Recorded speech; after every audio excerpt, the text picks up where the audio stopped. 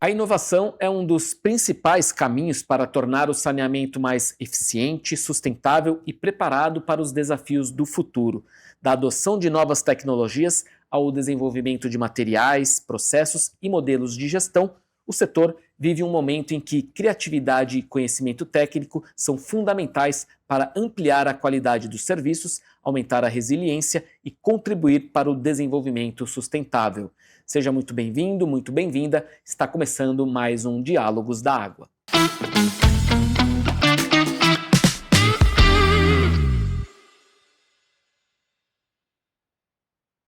Muito bem, e para conversar sobre inovação aplicada à sustentabilidade, nós recebemos hoje em nosso estúdio o professor doutor Fernando Codelo Nascimento, que é especialista em criatividade, pesquisador e professor das áreas de gestão da qualidade e gestão ambiental. Seja muito bem-vindo, professor. Eu que agradeço, é um prazer participar com vocês desse bate-papo e, de uma maneira informal, vamos conversar um pouco a respeito de criatividade e inovação aplicada, então, à área de saneamento. Bom, a primeira pergunta é: como a criatividade aplicada à solução de problemas pode ajudar o setor de saneamento, a enfrentar desafios como a universalização dos serviços, mudanças climáticas e também busca por maior eficiência operacional? Thales, respondendo a sua pergunta, essa provocação, vamos falar o seguinte: que criatividade, muitas pessoas acham que criatividade umas pessoas têm e outras não têm. Eu vou dizer que todos nós somos pessoas criativas e podemos utilizar esse potencial nosso em busca de trabalho de melhoria contínua aplicado à sustentabilidade, e especialmente na área do saneamento. Lembrando que criatividade é função de três grandes coisas. Primeiro, o conhecimento, a capacidade de avaliação e a imaginação. Veja uma criança é capaz, por exemplo, de imaginar coisa diferente. Você olha, como é que a criança é criativa e eu não sou? Mas ela não tem conhecimento e tem capacidade de avaliação. O adulto tem essas duas capacidades e acha que não é. Não tem imaginação, mas todos nós temos. Basta que a gente provoque e conheça as ferramentas. Agora, na área da sustentabilidade, que é pensar, por exemplo, dentro do tripé, que é o social, que é o ambiental e o econômico, de que maneira eu faço isso dentro do saneamento? Então, primeiro, preparando as equipes. Dentro de um trabalho de equipe, eu tenho ferramentas, entre elas, por exemplo, o Brainstorm, entre elas, por exemplo, tem uma ferramenta interessante que é chamada de Scamper, que é você olhar para o seu processo de produção de água, ou de geração de efluentes, ou de geração de resíduos sólidos, e verificar, será que eu posso reaproveitar esses resíduos, transformando esses resíduos, agora, não mais como resíduo para ter somente a destinação, mas encarando esses resíduos como uma matéria-prima para um outro processo? E aí eu tenho o reaproveitamento disso. Nós estamos saindo hoje do que chamamos, dentro da sustentabilidade, que tem análise do ciclo de vida, do berço ao túmulo, dentro da economia circular, para do berço ao berço. Olha que interessante, A dona de casa, é assim você aprender com a sua mãe, com a sua avó, e reaproveitar os resíduos. Então, por exemplo, a casca do abacaxi que tem em casa, ela pode virar um suco. Eu tenho, por exemplo, casca de diversos vegetais que podem ser reaproveitados em casa. A casca do ovo pode virar um adubo, porque tem o cálcio, tem tudo ali dentro. E por que aqui na Sabesp não pode reaproveitar? E alguns trabalhos são feitos, entre eles a parte de reuso de água. Ou seja, pega o efluente, depois de tratado, essa água é um reuso. E aí eu tenho, dentro do ciclo, quando eu falo em economia circular, do berço ao berço, é justamente isso. A parte de reciclagem, isso já é conhecido. O grande desafio que está na economia circular é você encontrar dentro do ciclo técnico. A indústria produziu um determinado material, gerou um resíduo. Então ela tem, por obrigação, pegar esse resíduo e encontrar uma nova aplicação para isso. Eu mesmo fiz um projeto de pós-doutorado nessa área de reaproveitamento. O outro foi um tratamento de efluente de indústria da parte de tinta, onde eu, em vez de jogar esse efluente contaminado fora, foi feito um tratamento para eliminar os materiais recalcitrantes, os de difícil decomposição, usando novas tecnologias. E aí entra as saídas para a área do saneamento. E, professor, Né, quais inovações têm o maior potencial para tornar os sistemas de abastecimento de água e esgotamento sanitário mais sustentáveis, resilientes? Se pudesse apontar um ou dois, assim, quais o senhor destacaria? Veja só, nós já falamos na pergunta anterior, eu já dei 2 exemplos para você, né? Um realmente é o que até a própria Sabesp utiliza, que é a parte de reciclagem e de reuso. Mas um grande desafio, e eu vi nas palestras que você entrevistou, um deles é o microplástico, né? Esse material tão pequeno que está na roupa e hoje ele está disseminado. Então é utilizar, por exemplo, biopolímeros. Então seria fazer análise, descoberta, incentivar pesquisas, fazendo, por exemplo, pesquisa junto a universidades. Eu tive na Europa, tive na Universidade de Munique, né? E lá as pesquisas, por exemplo, de mestrado, doutorado, ela tem a finalidade junto com a indústria. E por que isso não pode fazer aqui no Brasil? Então, chegar, por exemplo, a uma USP, a uma Mackenzie, ou as outras universidades estaduais e federais, e desenvolver projetos que tragam melhoria, por exemplo, para a própria sociedade.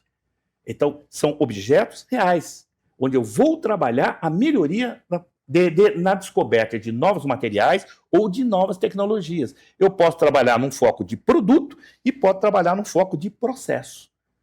Para isso, eu posso usar ferramentas criativas, utilizando, por exemplo, lembrando que para trabalhar isso, sempre trabalhando em equipe. De que maneira? Por exemplo, valorizando o capital intelectual da própria Sabesp. Que aqui tem pessoas maravilhosas, com conhecimento, de experiências, que podem descobrir novos materiais. Aliado aos jovens que vêm trabalhar aqui dentro, pegar esses 2 grupos e formar equipes para desenvolver novos projetos. Muito bem, a gente vai fazer um rápido intervalo, o bate-papo tá legal, fique conosco, voltamos já já. Será que essa embalagem tem mesmo 800 gramas? Eu não sei, mas a IFM sabe. A IFM faz parte da nossa vida e muita gente nem sabe disso. Nossos sensores e equipamentos estão nas linhas industriais mais modernas do Brasil. Estão no agro, mineração, energia e onde você nem imagina. Se tem qualidade, tem segurança. Tem IFM. IFM. Close to you. Muito bem, estamos de volta e eu queria também te convidar para se inscrever no nosso canal aqui da TV Água e Saneamento, ativar o sininho para ficar por dentro de todas as informações, entrevistas que são feitas aqui. Também acompanhe as redes sociais da AESABESP e da Sanias Online. A sua participação, a sua contribuição, o seu engajamento vale demais para a gente dar continuidade aqui a todo esse conteúdo qualificado envolvendo o saneamento em São Paulo e também no nosso Brasil. Continuando então a nossa conversa com o professor Fernando, eu queria te perguntar agora, professor, sobre o seguinte: transformar boas ideias em resultados concretos depende também da cultura das organizações, né? Se a empresa não tem essa cultura, fica difícil inovar, pensar caminhos diferentes, né, envolvendo o saneamento. Como que as companhias de saneamento podem estimular a inovação nas suas equipes e criar um ambiente favorável para isso, para o desenvolvimento de soluções que gerem benefícios para a população e para o meio ambiente? Eu acho que interessante, Thales, primeiro, a diferença que há entre equipes e grupos. Tá? A diferença básica é uma palavrinha chamada de comprometimento. Então, aqui dentro está cheio de equipes. Sejam elas equipes que trabalham verticais, horizontais, transversais. Então, primeiro, o mesmo norte. Isso é importante. Segundo, munir essa equipe com competências. E competência significa o tal do chá. Significa conhecimento, o saber fazer e o mais importante que tem problema nas empresas, o querer fazer. Que é a motivação que vem de dentro para fora. Então, de que maneira as pessoas podem ser motivadas? Primeiro, deixando elas falar.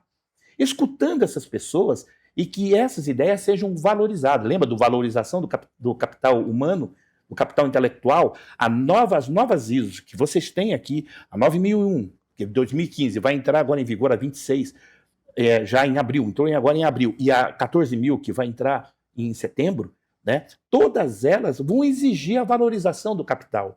Outro ponto importante seria uma aplicação de ferramentas digitais. A internet das coisas, Tá? Hoje a Gemini é uma delas também que pode ser usado, e isso vai ser cobrado por vocês.